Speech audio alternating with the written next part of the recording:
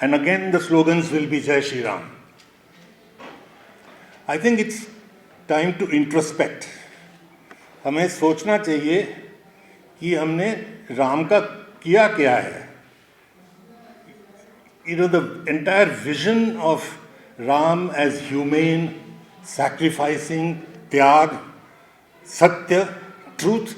What I'll do is pick on some of the issues related to the immediate present, that is the communal challenge, and what Nehru had to say about it, and what did we do about it. Jai Bajrang Bali. It is perhaps by design or perhaps by accident that on the same day, tomorrow, we shall have the inauguration of the Pran Pratishtha of the Ram in the Ram Mandir in Ayodhya. And again the slogans will be Jai Shri Ram. I think it's time to introspect. हमें सोचना चाहिए कि हमने राम का किया क्या है. The entire vision of Ram as humane, sacrificing, tyag, satya, truth, a benign God. Now that image has somehow got replaced with an image where the slogan of Jai Shri Ram terrorizes millions of people in this country. It's a slogan that has been used to bully, to even lynch. All of you have seen videos of policemen beating up Muslim young people, saying that you sing the national anthem and you say Jai Shri Ram.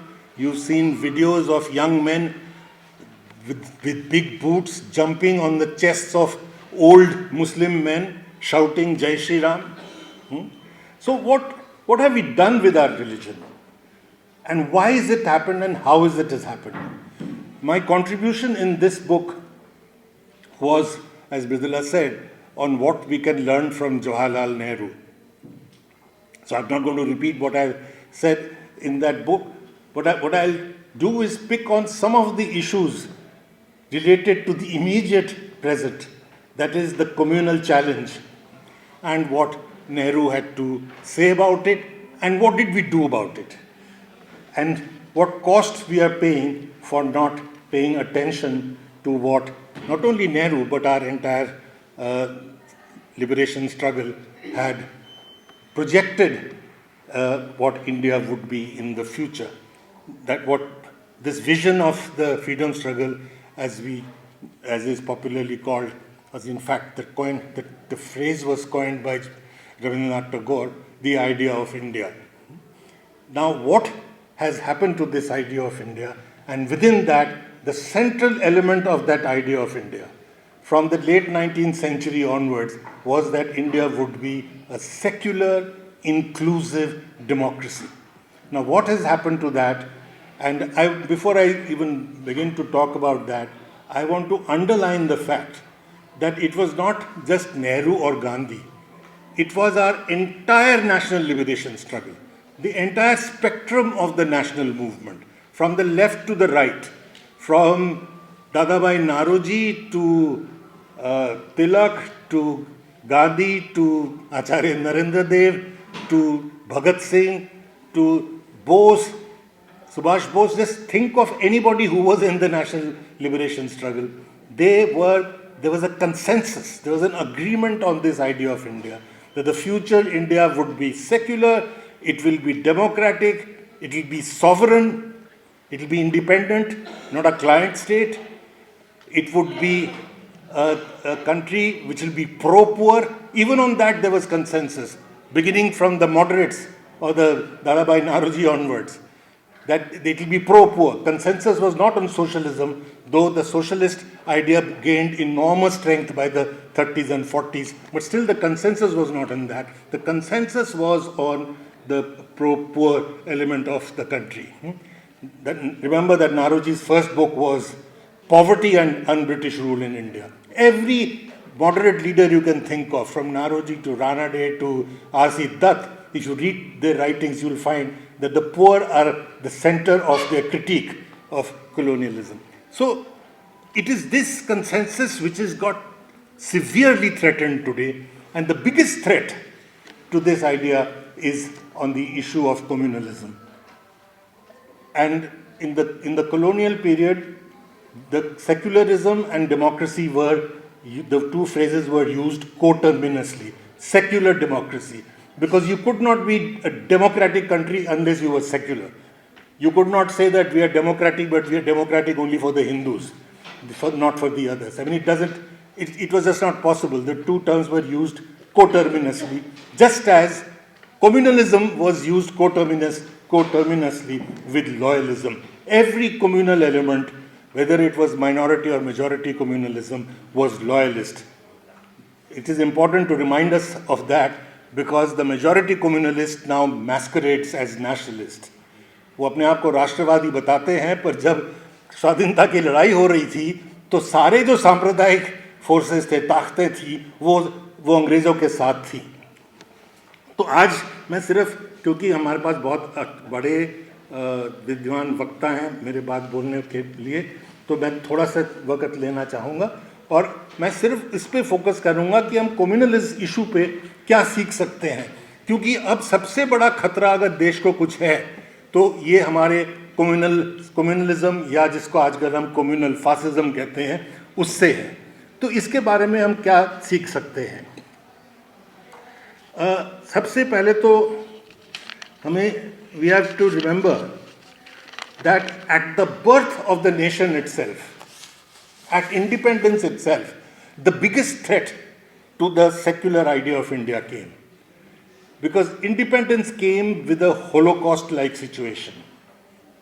Lakhs of people killed, millions made homeless, the communal temperature at its peak, and from 46 to 48, in these two periods, ending with the murder of the Mahatma, which was aimed at, as Jawaharlal Nehru said, aimed at creating a chaos and a situation where the RSS could capture state power. That is, it was an attempt to change the nature of the state from a secular state into a communal state. So it was, at the very beginning, the biggest threat. Now, what did our nationalist leadership do? What can we learn from that? How is it that despite such high communal temperature at that time, within 3 years we have an election and we have a secular democratic India? We do not have the mirror image of Pakistan. We do not have a Hindu India versus a Muslim Pakistan. Now, how was that possible? It was possible because our entire nationalist leadership, led by Gandhi and Nehru, this was their finest hour. Both of them put their best foot forward at that time. That the manner in which they frontally took on this issue, this is the first lesson we need to learn, that communalism cannot be fought by sidestepping it, saying let's talk about price rise, let's talk about unemployment, let's talk about every other thing that is bothering us, but let us not talk about communalism because we may lose the majority vote. We may lose some Hindu support, we may lose some communalized support. Nehru and Gandhi write about it, that this is not the way to do it, and in practice do exactly the opposite. They take the issue by the bull by the horn, so to speak, and from the rooftops, risking their lives, they say that the issue now is that every Muslim must be protected. Gandhiji's last fast was that every Muslim life must be protected, their mosques must be rebuilt, they must be allowed to come back home. This is his last fast in Delhi. So they are not hiding anything about it. They take it on frontally. So does Nehru, repeatedly jumping into communal riot situations, saying that you'll have to kill me first before you strike another person, and so on and so forth. And the result was dramatic.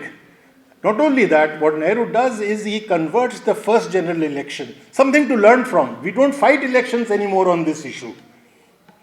The only election that we have fought in this country on the issue of communalism was the first general election, 1951, where Nehru made it almost like a referendum, that do we want a secular democratic India or do we want a mirror image of Pakistan?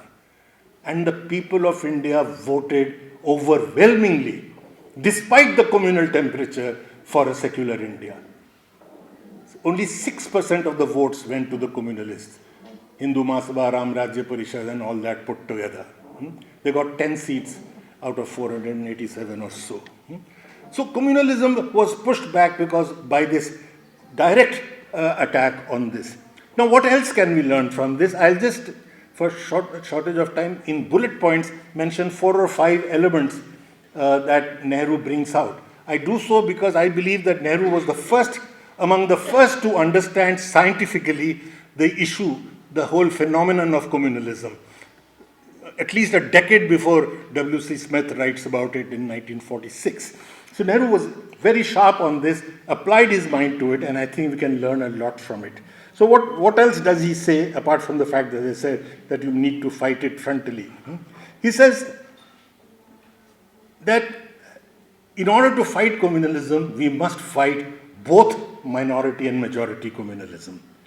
He wants that the response to one communalism cannot be the other communalism. If you do that, he says, I'm quoting him, one communalism does not end the other. Each feeds on the other and they both fatten. Now this is an important lesson. We have often not realized it, especially while dealing with minority communalism. In order to fight majority communalism, we are sometimes willing to at least soft pedal, if not actually collude with minority communalism. That is what enables majority communalism to grow even more. And Nehru had warned against it. Secondly, he says that not only, he says that both minority and majority communalism, not only do they feed on each other, they cooperate with each other. They cooperate with each other, even though they are claimed to be fighting each other, they actually cooperate with each other in order to keep the secular forces at bay. And he's talking about the situation, and we saw when Nehru is saying this, shortly after that we found the Muslim League and the Hindu Mahasabha actually joining hands to form governments. And their main opposition, their main attack was not the other. The main attack was on the secular forces, on the Indian National Congress. And the person they killed is not Jinnah, but Mahatma Gandhi. So one must remember that, that communal forces actually can combine with each other. So do not try to take advantage of one communalism to fight the other. Then excuse me.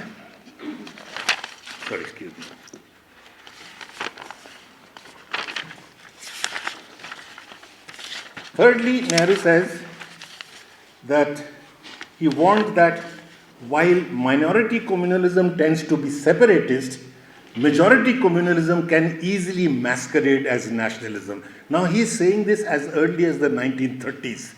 We are now discovering it every day that majority communalists go about calling themselves the nationalists. But Nehru is warning from the 1930s that majority communalists can easily pretend to be or masquerade as nationalists, though in reality, he says, they are anti-national because they break up the nation. I'm quoting him. He says, Hindu nationalism is but another name for communalism. It is in reality, I'm quoting, anti-national and reactionary. In the national movement days, nobody called the Hindu communalists Hindu nationalists. It's a matter of great pity that a large number of academics, secular academics all over the world and in India, and even a larger number of journalists now have appropriated the term that the Hindu communalists made for themselves. We call them Hindu nationalists. The word Hindu nationalism is an oxymoron. I mean, it is incompatible. How can you be a Hindu nationalist in a multi-religious nation? If you are a Hindu nationalist, you are breaking up the nation. But we have adopted that word, and thus we have conceded already an element of nationalism to an anti-national reactionary force. Fourthly, Nehru says, and this is important in current times, I will believe one of the most important things that we can learn from Nehru. He was the first to warn of the fascist nature of communalism.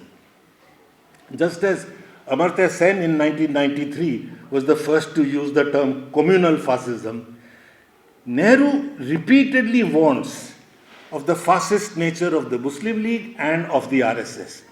He says, I'm quoting, communalism is in fact the Indian version of fascism. Another place he says, if fascism ever came to India, it will come in the form of majoritarian communalism. Then he says, by following this path, the ultimate result would be similar to what happened to Hitler and fascism in Europe. But I do not want India to follow that terrible path. I think it's a warning that we must see and be warned of, because that is the direction we are heading at. Fifthly, and this is again important for current situation, Nehru emphasized that both use of state power and an ideological battle is necessary to combat communalism. We tend to focus either on one or the other. He's saying that both are necessary. After banning the RSS and putting 20,000 RSS workers in jail following Gandhiji's murder, and after giving a complete drubbing to the communal parties in the first general election in 1951, this is what Nehru has to say. He says that winning an election, banning communal organization, and arresting those promoting violence are important steps, but they are not enough. I'm quoting. He says, the communal poison has permeated the land, and we have to uproot this despicable communalism. It must be obliterated from this land so that it may not take roots again. To achieve this, I'm quoting, he says, superior force of the state is necessary, but it is not enough. He said, those who are impelled by a faith in a cause, in today's terms, the bhakts. He says, those who are impelled by a faith in a cause can seldom be crushed by superior force. They can only be defeated by a higher idealism. So it is not only just, you cannot just suppress by force, which you must use, but you must also posit a higher idealism. The higher idealism that the nationalists offered, or Nehru offered, to communalism was a secular, humane, inclusive, pro-poor nationalism. In other words, the platform of nationalism has to be wrested back from the communal forces. It's a lesson that we need to learn, particularly among a section of the secular forces, which quite happily abandons nationalism, in fact critiques nationalism, and thus enables the right to occupy that space. The necessity of occupying this highly emotive and force in favor of the secular and the poor and the underprivileged cannot be overstressed. Lastly, while waging this ideological battle against communalism, Nehru says that though he was a great believer in civil liberties, under no circumstances would he want civil liberties to be curtailed, particularly the freedom of the press. Yet he says that communal propaganda, I'm quoting, spreading hatred through lies and rumors, creating enmity, should not be tolerated and must be suppressed with a heavy hand. In 1956, he proposed a law that the media, at that time the press, there was no visual media, which spread such hatred, and I'm quoting him again, and even made money out of it, should be dealt with strictly and punished. You can see how much we can learn from Nehru on this issue. The manner in which the media increases its TRP ratings on the basis of spreading hatred, and with state patronage, is legion in our country today. Despite all these early warnings, what we are witnessing in India is playing out of the fascist threat in each one of these aspects. Having acquired governmental power, the Hindu communalists find that India is still not a Hindu Rashtra. They have an absolute majority in the government, but India is still not a Hindu Rashtra. Now what is to be done? Therefore, the Hindu communal forces have decided that to change the character of the state, government power is not enough. They finally realized that. The nature of the state apparatuses have also to be changed. the police, the bureaucracy, the judiciary, the education system, all of them have to be communalized. And above all, the civil society at large also needs to be communalized and changed. Now, this cannot be done unless you use force, power, and suppress any effort at opposing the effort to change this. That is, suppress dissent in a massive manner. And this is what national Dastak की आपसे गुजारिश है कि अगर इसको बचाना चाहते हैं तो नेशनल दस्तक को सब्सक्राइब करने के लिए रेड कलर के सब्सक्राइब बटन को दबाएं, फिर बेल आइकन की घंटी दबाएं। नेशनल दस्तक को बचाने के लिए बहुत जरूरी है कि हर खबर को शेयर करें, लाइक करें, कमेंट जरूर करें।